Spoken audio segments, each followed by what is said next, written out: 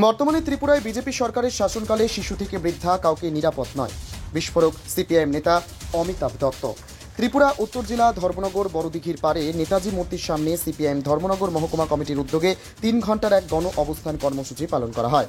ত্রিপুরার বিভিন্ন স্থানে নারী ও শিশু ধর্ষণ, খুনের ঘটনা, কোটি টাকার মাদক পাচার এবং মন্ত্রী সুধাংশু দাসকে মন্ত্রিসভা থেকে বরখাস্ত করার দাবিতে ধর্মনগর সিপিআইএম পার্টি অফিস থেকে এক বিশাল মিছিল বের হয়। এই মিছিলটি ধর্মনগর শহরের বিভিন্ন পথ পরিক্রমা করে কালদিঘির পারে নেতাজি মূর্তির সামনে এসে গণ অবস্থান পরিণত হয়। এই গণ অবস্থানে উপস্থিত ছিলেন ত্রিপুরা সিপিআইএম রাজ্য সম্পাদক মণ্ডলীর সদস্য অমিতাভ দত্ত, প্রাক্তন মন্ত্রী বিজিতা নাথ, জেলা কমিটির সদস্য সাথী ভট্টাচার্য, যুবরাজনগর বিধানসভা কেন্দ্রের বিধায়ক শৈলেন্দ্র চন্দ্র নাথ সহ অন্যান্য সিপিআইএম নেতৃবৃন্দ। সিপিআইএম নেতা অমিতাভ দত্ত বক্তব্য রাখতে গিয়ে বিস্ফোরক অভিযোগ করে বলেন, বর্তমানে ত্রিপুরায় বিজেপি সরকারের শাসনকালে নেশার করাল ছায়া প্রতিনিয়ত বিস্তার লাভ করছে। শিশু থেকে বৃদ্ধা কেউই আজ নিরাপদ নয়। কোথাও ধর্ষণ, কোথাও খুন, কোথাও সন্ত্রাস, এ যেন প্রতিদিনের ঘটনা হয়ে দাঁড়িয়েছে। অথচ সরকার নীরব। উল্টে ত্রিপুরার শাসক দল বিজেপি উস্কানিমূলক বার্তা ছড়িয়ে ত্রিপুরায় সন্ত্রাসের পরিবেশ তৈরি করছে। ত্রিপুরায় আইন শৃঙ্খলা ভেঙে পড়েছে। অপরাধীদের শাস্তি ও দুর্নীতিগ্রস্ত মন্ত্রীদের বরখাস্ত না করলে আন্দোলন আরও জোরদার হবে বলে হুঁশিয়ারি দিয়েছেন সিপিএম নেতা অমিতাভ দত্ত। ত্রিপুরা থেকে বিক্রম কর্মকারের report, crime press Bengal news. ওই শিক্ষক কর্মচারীর হাড্ডি গুড়া গুড়া করে দেবেন, এই ধর্মনগরের এক নেতা বলেছিলেন, এখানে দাঁড়িয়ে বলেছিলেন ত্রিপুরা রাজ্যের ইঞ্জিনিয়াররা নাকি ঘুষখোর বলেছিলেন, যুদ্ধ ঘোষণা করেছিলেন। আজকে পুলিশের অবস্থাটা কি? আমি বেশি পিছনে যেতে চাই না। গত 23শে অক্টোবর ত্রিপুরা রাজ্যে বন ডাকলো। কে বন ডাকলো? কি দাবি ছিল? অযৌক্তিক দাবি।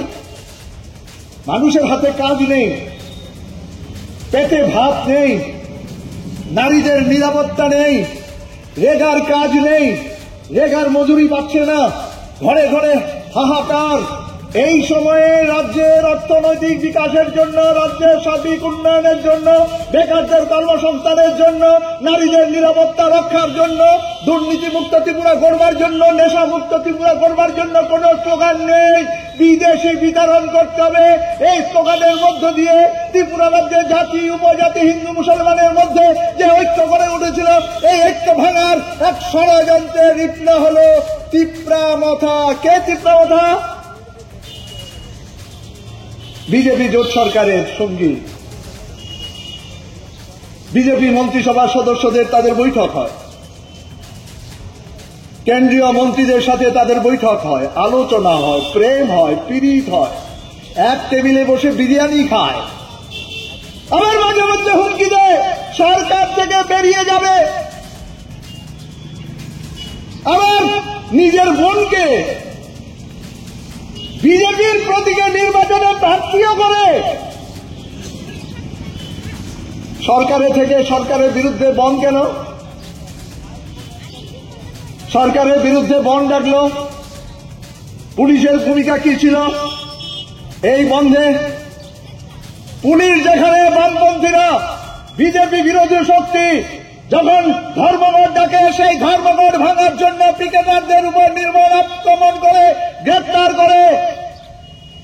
আমরা এই প্রথম দেখলাম ত্রিপুরা রাজ্যের পুলিশ সরকার যে বন্ধের বিরোধিতা ঘোষণা করল, সেই বন্ধকে সাফল্যের শিখরে পৌঁছে দেওয়ার জন্য পুলিশ নিজে পিকেটিং করছে। একটা ফ্যাসিস্ট শক্তির বিরুদ্ধে লড়বার সাহস যোগাবার কর্মসূচি। এই কর্মসূচি বিজেপি জোট অপশাসনের বুকে তাদের শেষ যাত্রার পেরেক ঢোকাবার কর্মসূচি। প্রখর রৌদ্র, জিও টেকিং এর প্রলোভন, রেগার জব কার্ড বাতিলের হুমকি এবং এখান থেকে ফিরে যাওয়ার পর বাড়ি গোটা থাকবে কিনা সেইভাবে হুঁশিয়ারি দেওয়ার পরও হাজার জনতা লাল ঝান্ডা কাঁধে নিয়ে, লাল টুপি মাথায় নিয়ে আজকে ধর্মনগরের বুকে এই ফ্যাসিস্ট শক্তিকে পরাস্ত করবার আকাঙ্ক্ষা নিয়ে যে ইতিহাস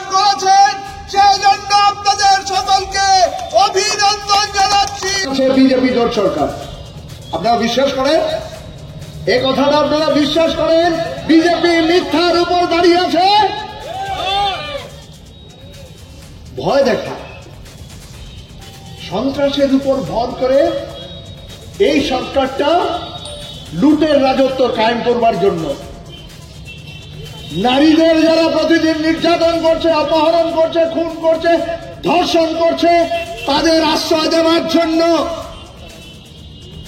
নেশা সামগ্রীর বিস্তার করে নেশা সামগ্রীর সাম্রাজ্য গড়ে তুলে আজকে আমাদের ভবিষ্যৎ প্রজন্মকে তারা যাতে মাথা তুলে চেতনার উত্তাপ নিয়ে ওই বিজেপির অপশাসনের বিরুদ্ধে কর্মসংস্থানের জন্য 2018 সালে 299টি প্রতিশ্রুতির মধ্যে বেকার যুবকদের জন্য যে প্রতিশ্রুতি রেখেছিল, 10,323 চাকরিচ্যুত শিক্ষকদের স্বার্থে যে প্রতিশ্রুতি রেখেছিল, যে প্রতিশ্রুতিগুলো একটিও রক্ষা করেনি, তার বিরুদ্ধে যুব সমাজ যাতে মাথা তুলে দাঁড়াতে না পারে, সেই জন্যই নেশা